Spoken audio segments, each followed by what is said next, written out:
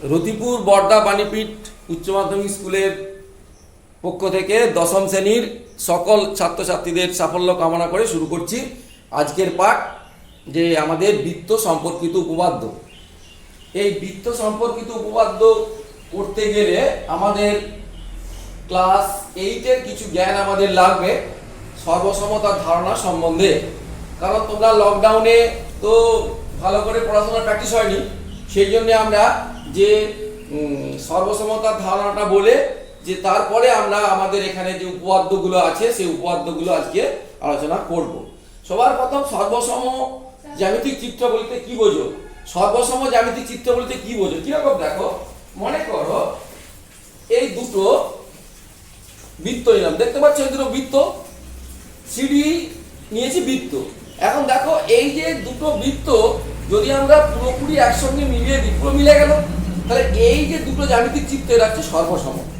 আবার দেখো যদি এই বৃত্তের সঙ্গে আবার এই বৃত্তটা নিই, এর একটা আলাদা বৃত্ত, এরা কিন্তু সর্বসম নয়, কারণ মিলছে না, তাহলে সর্বসম হবে না। তাহলে যে সর্বসম বলতে কি বোঝায় না, দুটো জ্যামিতিক চিত্র যদি আমরা যে চলন বা ঘূর্ণনের মাধ্যমে আমরা ছোটবেলায় শিখেছি যে পুরোপুরি মিলিয়ে দেওয়া যায়, তখন সেই আমরা দুটো জ্যামিতিক চিত্রকে বলবো কি সর্বসম জ্যামিতিক চিত্র। যেমন এই দুটো ত্রিভুজ নিয়েছি, এই দুটো ত্রিভুজ দেখো, এই দুটো ত্রিভুজকে যদি একসঙ্গে পুরোপুরি মিলিয়ে দেওয়া যায়, ঘুরিয়ে মানে ঘূর্ণনের সাহায্যে চলনের সাহায্যে যদি পুরোপুরি মিলিয়ে দেওয়া যায়, তখন যে এই যে দুটো জ্যামিতিক চিত্র হবে সেটা হচ্ছে আমার, যদি এটা চিত্র নয় ঘনবস্তু, ধরে নাও এটা চিত্র, তাহলে এই দুটো আমাদের সর্বসম হবে। তাহলে দেখো আমাদের যদি আমরা দুটো আয়তক্ষেত্র ভাবি, এই দুটো আয়তক্ষেত্র দেখো, এই দুটো আয়তক্ষেত্র পুরোপুরি মিলে যাচ্ছে, পুরোপুরি মিলে যাচ্ছে আমরা আয়তক্ষেত্র দুটো দেখো, তাহলে আমরা এইগুলোকে বলছি সর্বসম জ্যামিতিক চিত্র। কিন্তু এই আয়তক্ষেত্রের সঙ্গে যদি আমরা এই আয়তক্ষেত্রটা ধরি, এরা কি মিলছে একসঙ্গে? মিলছে না, তাহলে এরা সর্বসম নয়। এখন দেখো দুটো জ্যামিতিক চিত্র কখন সর্বসম হবে আর কখন সর্বসম হবে না। যদি দেখো বৃত্তের ক্ষেত্রে এই যে বৃত্ত দুটো নিয়েছি দেখো, এই দুটো বৃত্ত কখন সর্বসম হবে? কখন সর্বসম হবে না, দেখো যদি আমরা এই ছবিতে দেখি, এখানে এই একটা বৃত্ত, এই একটা বৃত্ত, যদি দুটোর ব্যাসার্ধ যদি সমান হয়ে যায়, এইটার ব্যাসার্ধ যদি r1 বলি, এটা যদি r2 বলি, যদি r1 সমান r2 হয়ে যায়, তখন হয়ে যাবে এই দুটো বৃত্ত সর্বসম। কারণ বৃত্তের সর্বসমতার শর্ত তেমন কিছু নেই, শুধু ব্যাসার্ধগুলোই সমান, দেখতেই পাচ্ছ।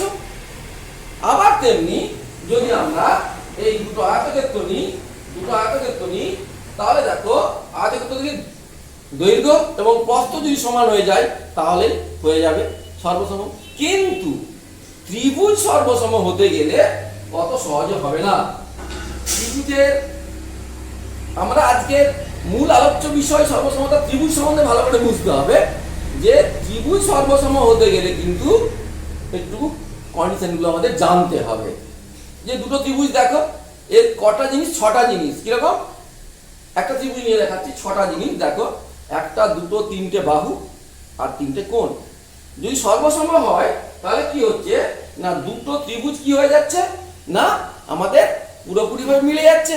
তার মানে এর 6টা জিনিস, এর 6টা জিনিসের সঙ্গে সমান হয়ে যাচ্ছে। তাহলে ত্রিভুজ সর্বসমতার শর্তগুলো কি তোমরা ক্লাস 8-এ পড়েছো, সেটাই আমি আজকে ডিটেলস আলোচনা করব, করে তারপরে আমরা উপপাদ্যতে যাব। তাই ত্রিভুজ সর্বসমতার শর্তগুলো আমাদের জানতে হবে। তোমরা জানো অনেকে ত্রিভুজ সর্বসমতার আমাদের 4টে শর্ত আছে, স্বতঃসিদ্ধ আছে, যেগুলো প্রমাণের নেই। তবে আমাদের এই এস এস এস ওটা আমরা ক্লাস 8-এ প্রমাণ করেছি। এখন আমরা ওই 4টেকে সূত্র হিসাবে ধরবো।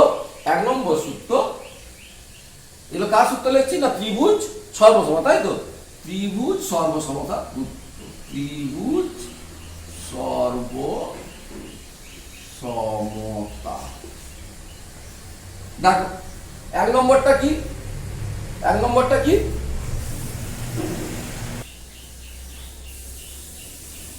এক নম্বর হচ্ছে আমাদের বলবো কি না, এস এ এস,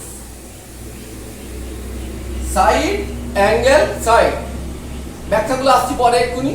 2 নম্বর হচ্ছে কি না, এ এ এস, 3 নম্বর কি না এস এস এস, আর 4 নম্বর কি না আর এইচ এস। এইগুলো তোমরা ক্লাস 8-এ শিখেছো। দেখো সাইড অ্যাঙ্গেল সাইড একটু খেয়াল করো, এখানে কিন্তু আমাদের এস এস এই যে সাইড অ্যাঙ্গেল সাইড, এখানে কিন্তু আমাদের এই অ্যাঙ্গেলটাকে ভিতরে হতে হবে, মানে এইটা দুটো বাহুর ভিতরের কোণ হতে হবে, অন্তর্ভুক্ত কোণ হতে হবে। যদি আমরা একটা ত্রিভুজ ভাবি এখানে এবিসি, আর একটা ত্রিভুজ যদি আমরা পি কিউ আর এই দুটো ত্রিভুজ যদি ভাবি, যদি আমি ধরি যে A B is equal to P Q, সমানের জন্য একটা লাইন দিলাম, 2 নম্বর, এটা 1 নম্বর কন্ডিশন। 2 নম্বর কন্ডিশনে যদি আমরা ভাবি যে BC is equal to Q R, খেয়াল করবে কিন্তু আগে যেহেতু প্রথম ত্রিভুজটা নিয়েছি, আগে প্রথম ত্রিভুজের বাহুগুলো বলতে হবে, পরে দ্বিতীয় ত্রিভুজের বাহুগুলো বলতে হবে। তাহলে বিসির সঙ্গে কিউ আর সমান ধরেছি। এবারে বলছে এই দুটো বাহুর অন্তর্ভুক্ত কোণ, মানে এই ভিতরের কোণটার সঙ্গে এই দুটো বাহুর অন্তর্ভুক্ত কোণ সমান হতে হবে। অর্থাৎ 3 নম্বরে কোণ A B C is equal to কোণ পি কিউ আর হতে হবে। কেউ যদি বলে যে আমাদের এবিসি ইজ ইকুয়াল টু, কেউ যদি এটা বলে যে কোণ A B C is equal to যে কোণ কিউ পি আর, তাহলে কিন্তু হবে না। অর্থাৎ এই ত্রিভুজের দুটো বাহু তাদের অন্তর্ভুক্ত কোণ, এই যে দুটো বাহু তাদের অন্তর্ভুক্ত কোণ, অপর ত্রিভুজের দুটো বাহুদের অন্তর্ভুক্ত কোণ সমান হতে হবে।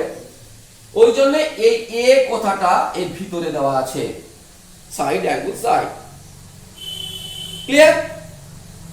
তাহলে এই দুটো ত্রিভুজকে আমরা সর্বসম বলবো, এটাকে কনগ্রুয়েন্ট বলে। আমরা চিহ্ন কিভাবে দেবো না, চিহ্ন দেবো এইভাবে যে ত্রিভুজ এ বি সি সর্বসম ত্রিভুজ পি কিউ আর। দেখো আমি কিন্তু এবিসি অ্যান্টি ক্লকওয়াইজে লিখছি, আর এখানেও অ্যান্টি ক্লকওয়াইজে লিখছি। তোমরা ওই রকমই করবে, সবসময় অ্যান্টি ক্লকওয়াইজে লিখবে, কারণ তোমরা অ্যান্টি ক্লকওয়াইজে ধনাত্মক দেওয়া হয়, পরে তোমরা যখন আরো বড় হবে তখন বুঝবে। যাই হোক, তাহলে দুটো ত্রিভুজের দুটি বাহু তাদের অন্তর্ভুক্ত কোণ, অপর ত্রিভুজের দুটো বাহু তাদের অন্তর্ভুক্ত কোণ সমান হলে ত্রিভুজদ্বয় সর্বসম হবে। এটা আমাদের লাগবে কাজে। আর 2 নম্বর যে এএএস, এএএস কি বলছে? এএএস দেখো, দুটো ত্রিভুজ ভাবি, আবার ত্রিভুজ লিখছি এবিসি, আর একটা হচ্ছে পি কিউ আর। দুটো বাহু নিলাম, যে কোনো, এটা 1 নম্বর 2 নম্বর, এ বি নিলাম আর বিসি নিলাম। মনে করো আমরা প্রথম ত্রিভুজে এবিসি ত্রিভুজে, তা এবির সঙ্গে আমি মনে করো পি কিউ করছি, আর বিসির সঙ্গে আমি কিউ আর করছি আমরা। তাহলে দেখো এই দুটো বাহু, এবির সঙ্গে পি কিউ, বিসির সঙ্গে কিউ আর। এবারে বলেছে না সরি, এখানে দুটো কোণ নিতে হবে, এখানে দুটো কোণ নিতে হবে। তাহলে দুটো কোণ নেব আমরা, দুটো কোণ।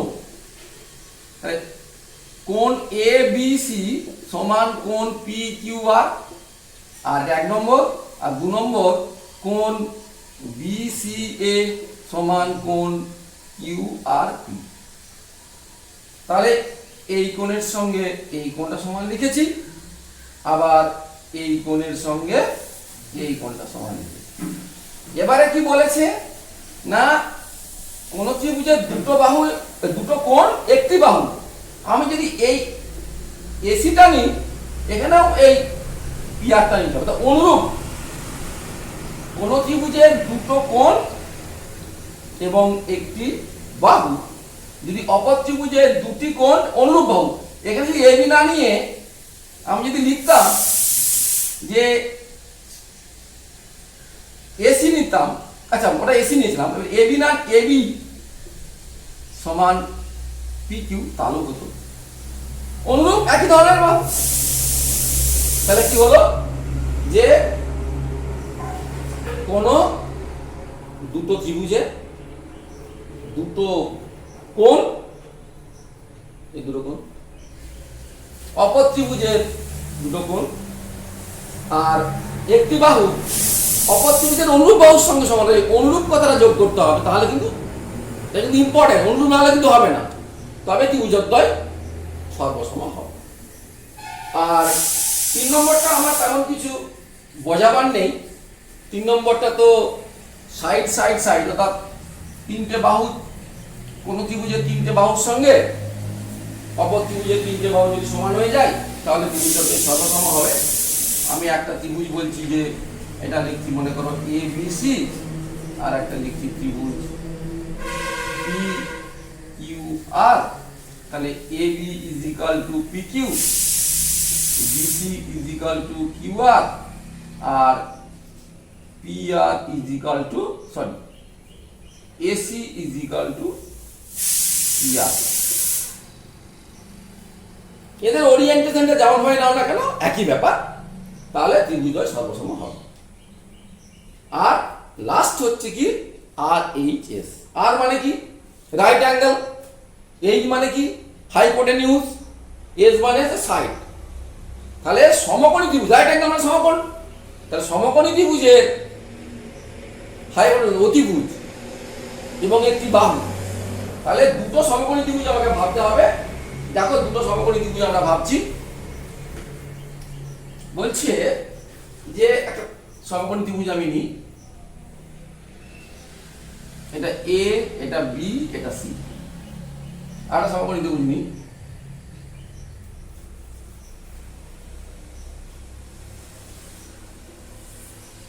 পি, এটা কিউ, এটা আর। দেখো এই কোণটা যদি এরকম স্কোয়ার চিহ্ন দিই এরকম, তাহলে কিন্তু সমকোণ বোঝাবে, এটা মনে রাখবে, এইটার সঙ্গে সমান হচ্ছে। অর্থাৎ কোণ এ বি সি সমান কোণ পি কিউ আর সমান 90 ডিগ্রি, এটা 1 নম্বর। সমকোণী ত্রিভুজের দুটি সমকোণী ত্রিভুজ হয়ে গেল। অতিভুজ 2 নম্বরে এসি, এর অতিভুজ এসি। অতিভুজ কাকে বলে না সমকোণের বিপরীত বলতে অতিভুজ বলে। এসি সমান পিআর, তাহলে দুটি সমকোণী ত্রিভুজের অতিভুজ সমান হলো এবং একটি বাহু, বাহু যে কোনো বাহু কে অতিভুজ বলে তো ভূমি আর লম্ব আছে, এটাকে আমরা ভূমি এটাকে লম্ব বলছি। যখন ত্রিকোণমিতি করবে তখন বুঝবে যে কোনটাকে ভূমি বলে আর কোনটাকে লম্ব বলে। আলোচ্য কোণের সংলগ্ন বাহুকে ভূমি আর বিপরীত বাহুকে বলে লম্ব। আমরা যখন ত্রিকোণমিতি করবো তখন আমরা জানবো। যাই হোক, এখানে আমাদের যে যদি বিসি ধরি, প্রথমটা বিসি সমান কিউ আর, কেউ যদি বলে বিসি সমান কিউ আরই হতে হবে তাহলে তো অনুরূপ বাহু হয়ে গেল, হবে। আবার কেউ যদি বলে যে বিসি সমান এ বি তাহলেও হবে, কারণ অতিভুজটাকে ধরে নিয়েছি। তাহলে ওই জন্য বলেছে দুটো সমকোণী ত্রিভুজের, এটা খুব ইম্পর্টেন্ট লাগবে কাজে আমাদের যে উপপাদ্যটা করানো হবে, যে দুটো সমকোণী ত্রিভুজের অতিভুজ দুটো সমান হতে হবে, আর একটা যে কোনো বাহুর সঙ্গে অপরটা যে কোনো বাহু, বাকি দুটো। তাহলে এখানে বিসির সঙ্গে এবি হলেও চলবে, সরি বিসির সঙ্গে পি কিউ হলেও চলবে, বা বিসির সঙ্গে কিউ আর হলেও চলবে। আমি সহজে সুবিধার জন্য বিসি সমান কিউ আরই লিখছি। এই হলো আমাদের আর এইচ এর শর্ত। তাহলে এই যদি চারটে স্বতঃসিদ্ধর মধ্যে মেনে চলে, চারটে স্বতঃসিদ্ধ যে কোনোটা মেনে চলে, তখন ত্রিভুজটাকে সর্বসম বলা হবে। আমি আরেকবার সর্বসম চিহ্নটা বলে দিচ্ছি, ত্রিভুজ এ বি সি সমান চিহ্ন দিয়ে তারপর একটু বাঁকিয়ে দেবো এরকম করে, ত্রিভুজ পি কিউ আর কনগ্রুয়েন্ট, তাহলে এই দুটো ত্রিভুজকে আমরা সর্বসম বলবো।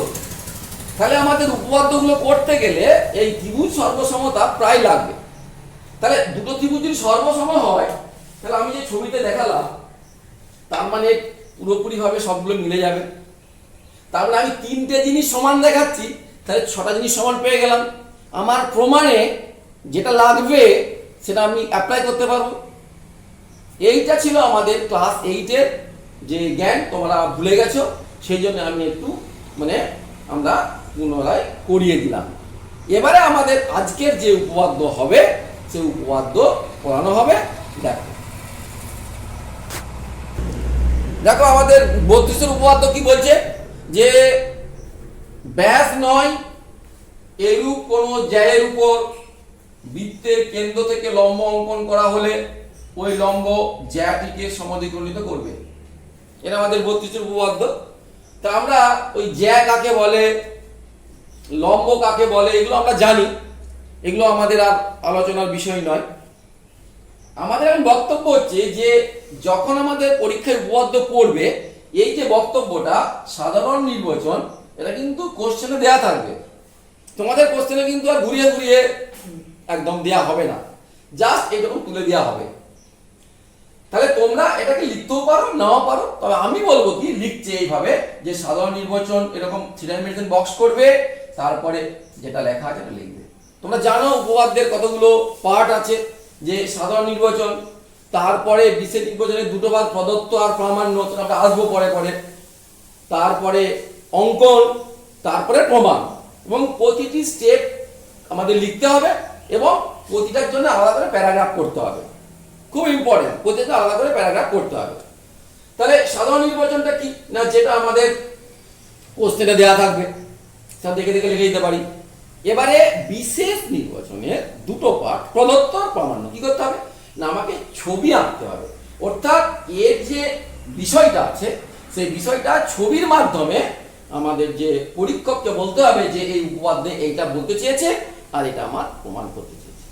আমরা উপপাদ্যের দুটো পার্ট থাকবে, একটা দেয়া থাকবে যাকে আমরা বলছি প্রদত্ত, আর একটা থাকবে প্রামাণ্য।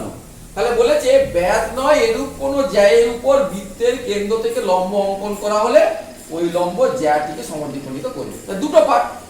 তাহলে ব্যাস নয় এরূপ কোন জ্যা, এটা বলেছে তো, তাহলে আমাদের একটা বৃত্ত আঁকতে হবে, বৃত্ত আঁকলে তার নাম দিতে হবে।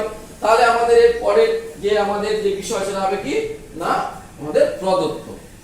প্রদত্ত আমি লিখছি প্রদত্ত, এবং এই প্রদত্ততে আমাদের থ্রি ডাইমেনশন বক্স করতে হবে।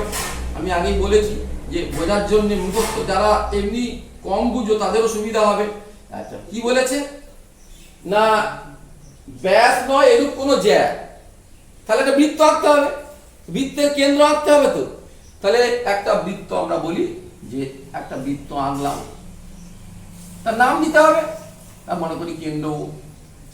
তাহলে আমরা কি আঁকলাম, ও কেন্দ্রীয় বৃত্ত।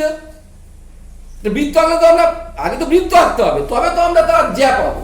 তাহলে ও কেন্দ্রীয় বৃত্তের, তাহলে একটা জ্যা আঁকবো, জ্যা আঁকবো, জ্যাটা আমরা আঁকলাম। ব্যাস নয়, ব্যাস হলে সেটা এই কেন্দ্র দিয়ে যেত, তাহলে এই ব্যাসটার আমি নাম দিলাম এবি। তাহলে কি লিখবো প্রদত্তের না, ও কেন্দ্রীয় বৃত্তের, ও কেন্দ্রীয় বৃত্তের এবি ব্যাস নয় একটি জ্যা, তাই তো। ও কেন্দ্রীয় বৃত্তের এবি ব্যাস নয় একটি জ্যা, এটা আমরা লিখবো এক্ষুনি। আর কি না, লম্ব অঙ্কন করলে, তাহলে আমি লম্ব অঙ্কন করলুম, নাম দিলাম ডি। তাহলে ওডি লম্ব এবি, এটাই হলো আমাদের প্রদত্ত।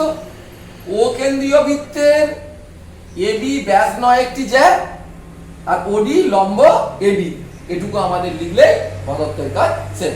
দেখে নাও, তাহলে আমাদের হয়ে গেল যে এটা লম্বের চিহ্ন। এবারে আমাদের দুটো পার্ট আছে তো, শেষ পার্ট কি, যে আমাদের লেখা আছে যে ওই লম্ব জ্যাটিকে সমদ্বিখণ্ডিত করবে। তার মানে দেখো ওই জ্যা মানে কোনটা, ওডি, কাকে খণ্ডিত করবে? এবি কে। কোথায় করবে? না ডি বিন্দুতে। তাহলে আমাদের প্রামাণ্য কি লিখবে? প্লেন আমরা লিখবো যে এডি is equal two DB. D তো মধ্যবিন্দু হবে, এটা প্রামাণ্য হয়ে গেল, এডি ইজ ইকুয়াল টু ডিবি। তাহলে আমাদের এই পুরোটা হলো বিশেষ নির্বাচন, এটা গেল সাধারণ নির্বাচন, বিশেষ নির্বাচন। এরপরে আমাদের আসবে কি? প্রামাণ্যের পরে কি আসবে? অঙ্কন। অঙ্কন অঙ্কন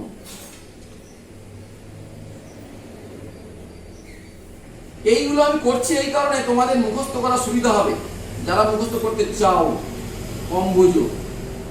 এবারে দেখো, ও এ আর ও বি যুক্ত করলাম, তাহলে লিখতে হবে ও এ ও ও বি যুক্ত করিলাম।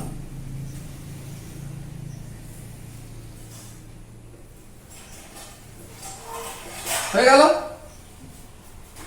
তাহলে আমাদের তিনটে পার্ট হয়ে গেল। এবারে আমাদের মেন যে পার্ট, যে উপপাদ্যের প্রমাণ, সেটা আমরা আসছি। তোমাদের পার্ট মার্কিং আছে, তোমরা যদি এই পর্যন্ত করতে পারো তোমরা অর্ধেক নাম্বার পেয়ে যাবে, যত নম্বর থাকবে। তারপরে আমাদের যে প্রমাণটা আছে সেই প্রমাণটা করলে ফুল নাম্বার পাবে। এবারে আমরা প্রমাণে যাব। আর একবার বলে নিই যে প্রদত্ত ও কেন্দ্রীয় বৃত্তের এবি ব্যাস নয় একটি জ্যা, ওডি লম্ব এবি, প্রামাণ্য কি? না এডি সমান ডিবি, অর্থাৎ ডি হচ্ছে এবি এর মধ্যবিন্দু। আর অঙ্কন ও এ এবং ওবি যুক্ত করলাম। কিন্তু আমি অঙ্কনটা বললাম, অঙ্কনটা করেছি কি? অঙ্কনটা আমি একটু লাল কালি দিয়ে দেখাচ্ছি। এইটা অঙ্কন, এই ও বি আর এখানে ও এ, এগুলো যুক্ত করো এক্সট্রা, ওটা মনে রাখতে হবে। উপপাদ্য প্রমাণ করতে গেলে ওটা মনে রাখতে হবে। আমি ওই জন্য লাল কালিতে দিয়ে দিয়েছি যে ও এ এবং ও বি যোগ করে দিয়েছি। এবং এরপরের যে শেষ যে ধাপ, সেটা হচ্ছে প্রমাণ। এটা খুব ইম্পর্টেন্ট, তাই তো? আগে বুঝিয়ে দিচ্ছি, তারপরে লেখাবো। প্রমাণ একটা মুছে দিলাম। দেখো, আমাকে যদি প্রমাণ করতে হয় তাহলে আমরা দেখতে পাচ্ছি দুটো ত্রিভুজ হয়েছে না? একটা ত্রিভুজ হচ্ছে ও এ ডি, একটা ত্রিভুজ কত? ও ডি বি, একটা ও এ ডি, একটা ও বি ডি। তাহলে এই দুটো ত্রিভুজ আমাকে সর্বসম প্রমাণ করতে হবে। এবং আমরা যে চারটে স্বতঃসিদ্ধ বা সূত্র যাই বলো না কেন সেগুলো আমরা আগে জানি, আমি আগে বলেছি একটু আগে। তার কোনটিতে লাগবে আমাকে দেখতে হবে। তাহলে আমি যে দুটো ত্রিভুজ আছে আগে সেই দুটো ত্রিভুজ আমি আগে লিখি, এবং ত্রিভুজগুলোর নাম সবসময় চেষ্টা করবে ঘড়ির কাঁটার বিপরীত দিকে দেওয়া। তাহলে আমি লিখি যে এখন, যেখান থেকে শুরু করি আমি, এখন ত্রিভুজ ও এ ডি, কোনটা? ও এ ডি, এইটা ঘড়ি কাঁটার বিপরীত দিকে বলেছি। ও ত্রিভুজ ও ডি বি, এই ত্রিভুজ দুটো নিয়েছি। তাহলে আমি সর্বসম করতে গেলে তো তিনটে পার্ট লাগে, 1 2 3। আমি তিনটে পার্ট একটু এখান থেকে ছেড়ে দিই, এখানে 1, এখানে 2 আর এখানে 3 এরকম করে লিখব। দেখো তো কি পাওয়া যাচ্ছে। সবার আগে আমাকে কোণ দিয়ে ভাবতে হবে, কারণ তিনটে বাহু তো সমান হচ্ছে না। আমাকে তো এই দুটো সমান হবে, এইটা প্রমাণ করতে হচ্ছে। দেখো, তাহলে আমি 1 নম্বরে যদি বলি কোণ ও ডি, সরি ঘড়ি কাঁটার বিপরীত দিকে নাম দেবো, কোণ এ ডি ও। কোনটা এটা? এখানের মান কত? 90 ডিগ্রি। এখানের মান 90 ডিগ্রি। কেন? লম্ব হয়ে গেছি। আবার প্রথমে ও এ ডি ত্রিভুজ নিয়েছি, ওই জন্য প্রথমে এটা লিখেছি। দ্বিতীয় ক্ষেত্রে সমান কোণ ও ডি বি।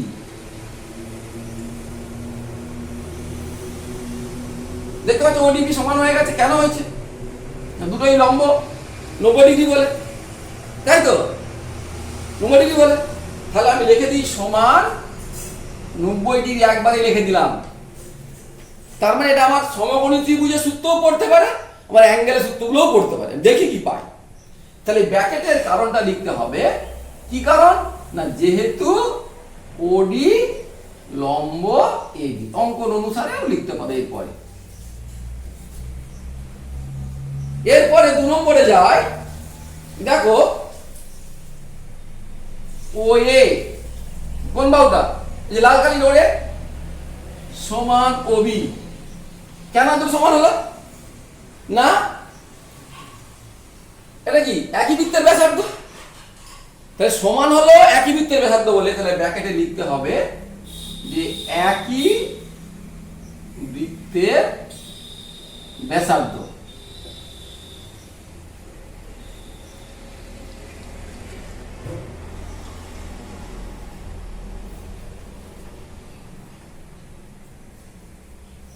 এটা সমান হচ্ছে কেন? একই বৃত্তের ব্যাসার্ধ বলে। কিন্তু এরা ত্রিভুজের ক্ষেত্রে এরা কি, ও এটা কি সমকোণী ত্রিভুজের বিপরীত বাহু অতিভুজ, আর ওবিটা কি সমকোণী ত্রিভুজের বিপরীত বাহু, দুটো সমান হয়ে গেল, তাই তো? তারপরে আমরা কি যাচ্ছি দেখো, ওডি ইজ ইকুয়াল টু ওবি। এটা ঠিক লেখা হয়েছে না? ওডি তো লিখলাম যে মানে ওডি ইজ ইকুয়াল টু ওডি। কেন ওডি? না দেখো এই ত্রিভুজেরও এই ওডিটা আছে আর এই ত্রিভুজেরও ওডি আছে, অর্থাৎ ত্রিভুজ এ ও ডি এর ওডি বাহুর সঙ্গে ত্রিভুজ ও ডি বি এর ওডি বাহু সমান, অর্থাৎ আমরা এটাকে বলি ওডি সাধারণ। মানে ওডি বাহুটা এই ত্রিভুজেও আছে আর ওই ত্রিভুজেও আছে, তাই এটাকে বলা হয় সাধারণ। তাহলে আমরা ব্র্যাকেটে লিখব সাধারণ বাহু।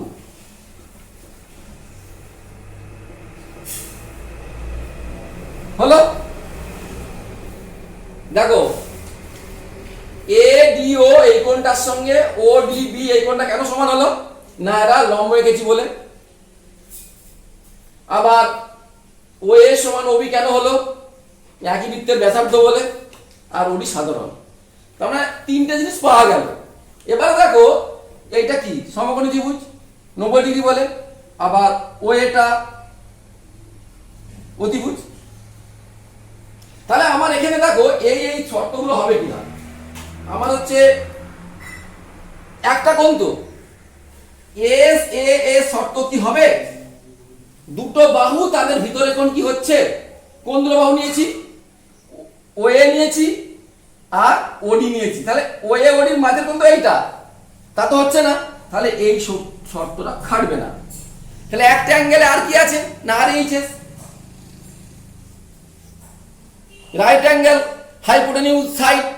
রাইট অ্যাঙ্গেল কোনটা? এইটা। তাহলে এখানে মোস্ট ইম্পর্টেন্ট এরপর লিখবো যে আমি লিখছি আর এইচ এর শর্তে, এটি খুব ইম্পর্টেন্ট। কেন আর এইচ এস হলো? কেন এস এ এস হলো না? এস এ এস হতে গেলে দুটো বাহু তাদের অন্তর্ভুক্ত কোণ বা মধ্যবর্তী কোণ হতে হবে। এখানে সেই শর্ত পূরণ করেনি, তাই আর এইচ এর শর্তটা পূরণ করেছে। তাই আর এইচ এর শর্তে কি লিখবো? না ত্রিভুজ ও এ ডি সর্বসম ত্রিভুজ ও ডি বি। দুটো ত্রিভুজ সর্বসম হয়ে গেল। তার মানে সেই আমি তোমাদের যে প্রথমে ছবি দেখাচ্ছিলাম, তাহলে এই দুটো ত্রিভুজ পুরোপুরি ভাবে মিলে গেল। তাহলে এর ছটা জিনিস মানে তিনটে বাহু এবং তিনটে কোণ, এর ছটা জিনিস তিনটে বাহু তিনটে কোণের সঙ্গে সমান হবে। কিন্তু আমার যেটুকু প্রয়োজন আমি সেটুকু নেব। আমার প্রয়োজনে কি ছিল? প্রমাণ করতে বলেছিল যে সমদ্বিখণ্ডিত করছে এও সমান ওই এডি সমান ডিবি। অতএব আমরা লিখতে পারি এডি সমান ডিবি। এখন এডি সমান ডিবি কেন? এডি সমান তো ওবি হতে পারত না, অনুরূপ বাহু একই ধরে অনুরূপ বাহু, সেই জন্য এরা ব্র্যাকেটে লিখতে হবে এটা অনুরূপ বাহু।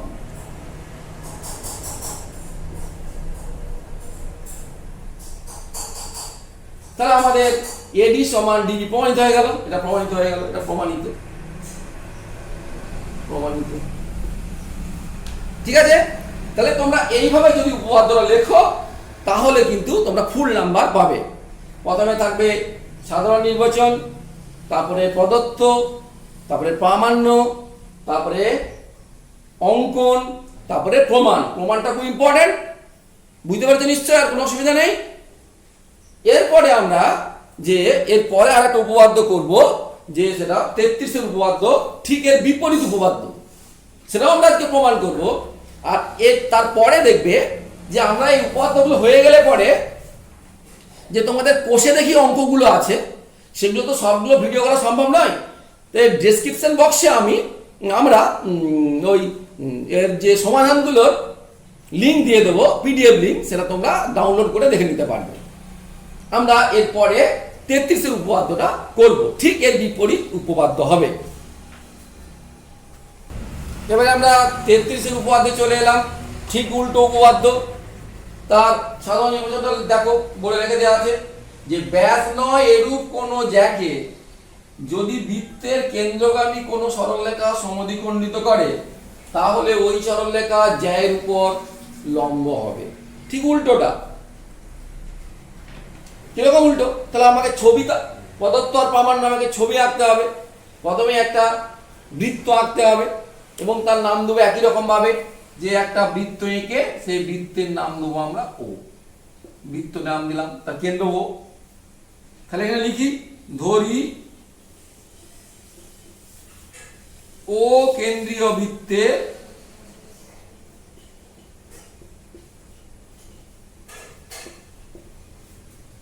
তাহলে একটা এ বি আমরা নিলাম, ব্যাস নয় এরকম জ্যা, বৃত্তের এ বি ব্যাস নয় জ্যা, তাই তো? এ বি ব্যাস নয় জ্যা। পূর্ণচ্ছেদ।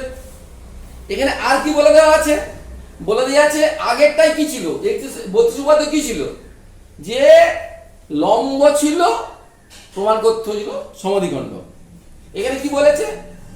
বৃত্তের কেন্দ্রগামী কোন সরলরেখা সমদ্বিখণ্ডিত করে।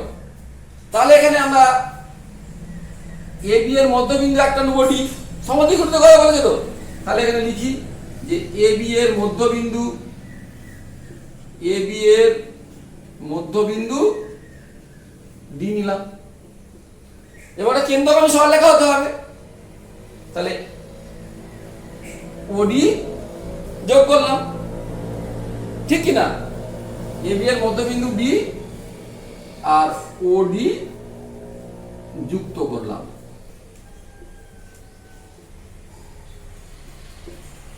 হয়ে গেল, প্রদত্ত হয়ে গেল। এই যে তারপরে ওডি সরলরেখাটা কি হলো, এবি এর মধ্যবিন্দু দিয়ে যাচ্ছে এবং কেন্দ্র দিয়েও যাচ্ছে। ওই জন্যই বলেছে যে কেন্দ্রগামী, এই যে ওডি কেন্দ্রগামী কোন সরলরেখা ওই জ্যাটাকে সমদ্বিখণ্ডিত করছে, এটিকে সমদ্বিখণ্ডিত করছে, এটি আমার প্রদত্ত। তাহলে ধরি ও কেন্দ্রীয় বৃত্তের এবি ব্যাস নয় জ্যা, তাহলে এবি হলো ব্যাস নয় এরকম একটি জ্যা, আর এবি এর মধ্যবিন্দু ডি ধরে নিয়েছি, ধরে নিয়ে ওডি যোগ করে দিয়েছি। তাহলে আমাদের প্রদত্তের পাঠটা হয়ে গেল। প্রামাণ্য কি আছে?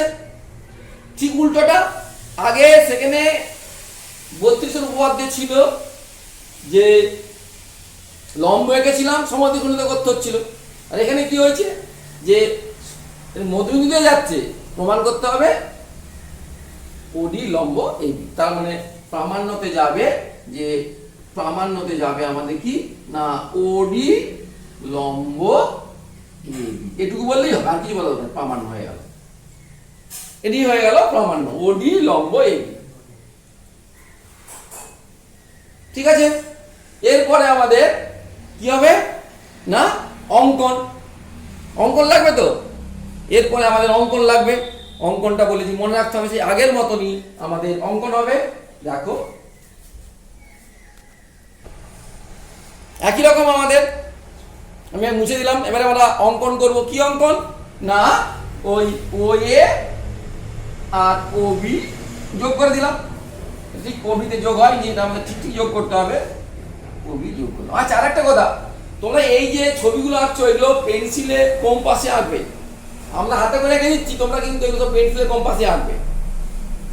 মানে অ্যাকিউরেট না হলেও তোমাকে পেন্সিল দিয়ে আঁকতে হবে, বৃত্তটা তোমার কম্পাস দিয়েই আঁকবে। তোমরা হাতে করে আমরা বৃত্ত আঁকে দিচ্ছি, তোমরা যোগ করে হাতে করে বৃত্ত আঁকবে না, তোমরা কম্পাস দিয়ে আঁকবে। সরল লেখা না, হাতে করে আঁকছি, স্কেল দিয়ে টানবে, পেন্সিল দিয়ে আঁকবে, একটা সৌন্দর্য আছে। যাই হোক, এবারে আমরা অঙ্কনে চলে যাব। অঙ্কন তো কি হবে না, একই রকম অঙ্কন ও এ ও ও বি যুক্ত করলাম বা যোগ করা হলো, যুক্ত করা হলো, যুক্ত করা হলো। এই হলো আমাদের অঙ্কন। এবং শেষ এর পরের যেটা বিষয় সেটা হলো কি প্রমাণ। এবারে আমরা প্রমাণে আসবো। প্রমাণ দেখো, প্রমাণ ওই একই রকম ভাবে আমাদের প্রমাণে যে কি করতে হবে না, ত্রিভুজ খুঁজতে হবে এবং ত্রিভুজগুলো আমাকে সর্বসম প্রমাণ করতে হবে। এবং এই সর্বসম প্রমাণ করে তারপরে আমাদের দেখতে হবে যে লম্ব হয় কিনা। দেখো, এবারে আমরা ত্রিভুজ দেখতে পাচ্ছি একই রকম ভাবে যে ত্রিভুজ ও এ ডি ও ত্রিভুজ ও ডি বি এর মধ্যে একই রকম ছেড়ে 1 নম্বর, সেই 2 নম্বর, আবার 3 নম্বর, ওই তিনটেই লাগবে। সর্বসমতার শর্তে তিনটেই লাগবে আমাদের। 1 নম্বর শর্তে কি বলেছে যে দেখো কি পাওয়া যায় কিনা। আমরা তো এখানে কোণ তো পাবো না, কোন কোণ পাবো না, তাহলে 1 নম্বর শর্তে কত, ও এ সমান ওবি। কেন ও এ সমান ওবি? কেন কেন ও এ সমান ওবি? না একই বৃত্তের ব্যাসার্ধ, তাহলে ব্র্যাকেটে লিখতে হবে যে একই বৃত্তের ব্যাসার্ধ।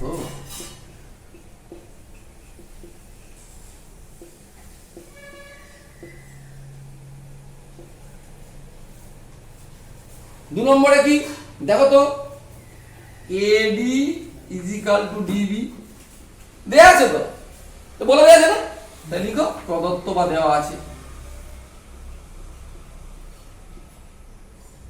3 নম্বরে আমি আগের উপাদ্যে বলেছি যে ওডি বাহুটা ত্রিভুজ ও এ ডিতেও আছে, আবার ও ডিবিতেও আছে, তাই লিখো 3 নম্বরে ওডি সমান ওডি লিখতে পারো, বা ওডি সাধারণ বাহু, যেমন একটু ব্র্যাকেটে সাধারণ লিখে দিই, সাধারণ বাহু। এবার তোমরা বুঝতে পারছো যে ত্রিভুজ ও এ ডি এর 3টে বাহু। কি কি 3টে বাহু? না ও এ বাহু, এডি বাহু, ডিও বাহু। আবার ও ডিবি ত্রিভুজের 3টে বাহুর সঙ্গে সমান হয়ে যাচ্ছে, তাহলে আমরা লিখতে পারি অতএব এখান থেকে ঠিক সহজে চলে আসবে এস এস এস শর্তে। আগের উপাদ্যে কি ছিল? আর এইচ এর শর্ত। এখানে এস এস এর শর্তে কি হলো না, ত্রিভুজ এ ডি ও কনগ্রুয়েন্ট বা সর্বসম ত্রিভুজ ও ডিবি। তাহলে আমাদের পুরোপুরি ভাবে মিলে গেল সেই একই গল্প, যে দুটো ত্রিভুজ পুরোপুরি ভাবে মিলে গেল সর্বসমতা হওয়ার শর্তে। এর 6টার সঙ্গে 6টা সমান, আমার প্রয়োজনে উপাদ্যের প্রয়োজনে আমি যেটুকু সেটুকু নেবো। তাহলে আমি নিচ্ছি, দেখো কি নিচ্ছি, অতএব কোণ এ ডি ও, এটা আমার লাগবে, সমান কোণ ও ডি বি। স্যার অন্য কোণগুলো তো হতে পারে, হ্যাঁ হতে পারে, আমার এটা লাগবে। কেন? অনুরূপ কোণ, ব্র্যাকেটে অনুরূপ কোণ। আচ্ছা, এই অনুরূপ কোণ কাকে বলে? আমি কি এই যে কোণটার সঙ্গে কি এই কোণটা অনুরূপ বলতে পারি? না। অনুরূপ মানে হচ্ছে, দেখো এই যে দুটি সর্বসম মিলেছে না, মিলেছে, এই দেখো, তাহলে এই যে এই কোণটা সরিয়ে দিলাম, এই কোণটার সঙ্গে অনুরূপ হবে, মানে সমান বাহু। দেখো এই যে এই বাহুটার সঙ্গে এই বাহুটা সমান মিলে গেছে, মিলে গেছে, মিলে গেছে। এই সমান বাহুর বিপরীত কোণ, তাহলে এই বাহুটা এর বিপরীত কোণ এটা, আবার এই বাহুটার বিপরীত কোণ এটা, তাহলে এই দুটো হচ্ছে অনুরূপ কোণ। কিন্তু দেখো এই কোণের সঙ্গে এটা কিন্তু অনুরূপ হবে না, এই যে এই কোণের সঙ্গে এটা অনুরূপ হবে না, এই কোণের সঙ্গে এটা অনুরূপ হবে, সমান বাহুর বিপরীত কোণ। তাহলে এখানে দেখো যে এই ও এ বাহুর সঙ্গে তো OB সমান, তাহলে ও এর বিপরীত কোণ কোনটা? এটা। ও এর সঙ্গে সমান বাহু কোনটা? OB, তার বিপরীত কোণ এটা। তাহলে এই দুটো হলো অনুরূপ কোণ, ওই জন্য আমরা লিখেছি এটা অনুরূপ কোণ। ঠিক আছে, কিন্তু আমার তো বলেছে যেটা লম্ব প্রমাণ করতে হবে, এখনো বাকি আছে প্রমাণে। দেখো এবারে দেখো আমি এই উপরটা মুছে দিয়ে করছি, দেখো যেটা জায়গা নেই উপরটা মুছে দিয়ে করছি। দেখো দেখো যে কোণ ADO প্লাস কোণ ODB এই দুটোই মিলে কত? এক সরল কোণ, তাহলে 180 ডিগ্রি। কেন এক সরল কোণ বলে? এক সরল কোণ, একটা তো সরল লেখা, এক সরল কোণ হলো। আর আমি কি প্রমাণ করে রেখেছি? ADO সমান ODB। তাহলে আমি ODB পরিবর্তে যদি ADO লিখে দিই, তাহলে লিখতে পারি পরের লাইনে বা কোণ ADO প্লাস কোণ ADO সমান 180 ডিগ্রি। তাহলে কটা হলো? 2 কোণ ADO সমান 180 ডিগ্রি। অতএব কোণ ADO সমান কত? 90 ডিগ্রি। তাহলে ADO যদি 90 ডিগ্রি হয়, এই কোণটা কত? সমান তো, না নিলেও চলবে এটা। অতএব কোণ ODB সমান 90 ডিগ্রি।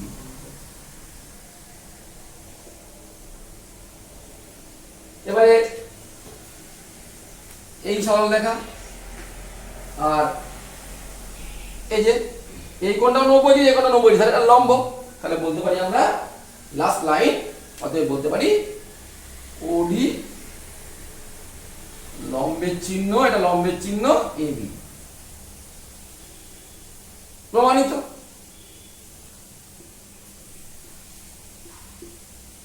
এটাই আমাদের বলেছিল, ঠিক কি না? এটাই গেল আমাদের 33-এর উপপাদ্য। এরপরে তোমরা এই প্রমাণের পরে তোমাদের যে প্রয়োগগুলো আছে ওরা তোমরা বাড়িতে দেখবে। আর এই প্রয়োগের পরে যে কোষে দেখি অঙ্কগুলো, কোষে দেখি 3.2 এর সমস্ত উত্তরগুলো PDF লিংক ওই আমাদের ডেসক্রিপশন বক্সে দিয়ে দেওয়া হবে। উত্তরগুলো তোমরা ডাউনলোড করে দেখে নিতে পারো। সমস্ত উত্তরগুলো দেওয়া আছে। আর তোমরা দেখো, আর এর যে প্রয়োগগুলো এই 1 থেকে 14 পর্যন্ত প্রয়োগ, এই যে 1 থেকে 14 পর্যন্ত যে প্রয়োগগুলো আছে, এই সমস্ত প্রয়োগগুলো তোমরা বাড়িতে দেখবে। এই উপপাদ্যের প্রয়োগ করে দিয়ে তোমরা বাড়িতে ভালো করে প্র্যাকটিস করো। আশা করি এই যে তোমাদের যে বৃত্ত সম্পর্কিত যে উপপাদ্য ছিল, এর যে দুটো উপপাদ্যের মধ্যে একটা পড়বে তোমাদের বেলায়, আশা করা যাচ্ছে দুটোর মধ্যে একটা পড়বে। আর তোমরা ওই যে সেই প্রয়োগগুলো ভালো করে করবে বাড়িতে। আর আমি তো বলেই দিয়েছি যে কোষে দেখি সমস্ত অঙ্কগুলোর যে আমাদের যে PDF লিংক দিয়ে দেবো, সলভ করে দিয়ে দেবো। থ্যাংক ইউ, ধন্যবাদ তোমাদেরকে। আজকে এই পর্যন্ত।